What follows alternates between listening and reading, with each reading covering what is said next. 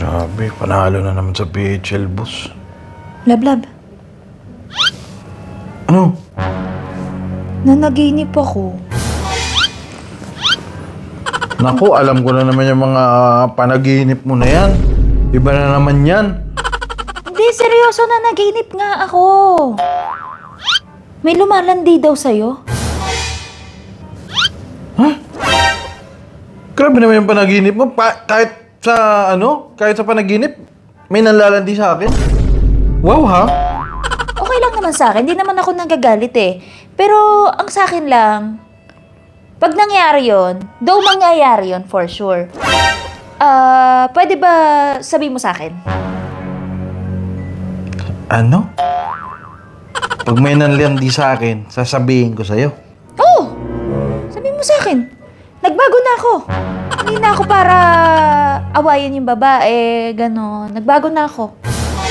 So, ibig sabihin, pwede na ako mababae? Pag may nanlandi lang sa'yo, Naku, duda ako dyan. Alam mo, matulog ka na lang ulit. ano ba yan eh?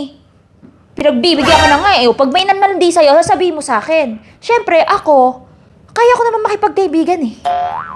Ihag ko pa. Sabihin ko pa, hi friend, ganon. Yung sobrang ihag ko talaga ng mahigpit yun. Promise. Mga ganon no. Hi friend, ganon. Wow. Nilandi na ako, tapos ipapakilala ko pa sa'yo. Ang bait mo naman ata. Ihag ko nga eh, di ba? Ipe-friend ko nga eh. Para pag may lumandi sa'yo, friends kami. O, tingnan mo, ganito, o, yung ganito yung hag, ganyan, ganyan. Ito, o, yung ganito yung hag, ganyan, ganyan, yan. Ganyan yung hag. Kaya sabihin mo sa akin, pag may lumandi sa'yo, laki-laki na ng puhunan ko sa'yo, laki-laki na ng hirap ko sa'yo eh, tapos may lalandi lang sa'yo. Ano yon? Siniswerte naman yata sila. Walang ganon. Kaya pag may lumandi sa'yo, sabihin mo sa akin agad.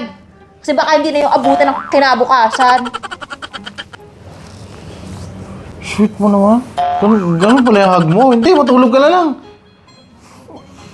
Wala nang lalandi sa akin. Siguraduhin mo lang. Mr. Meth, Sige na, tulog ka na. you know how we do. Ako pa ihag.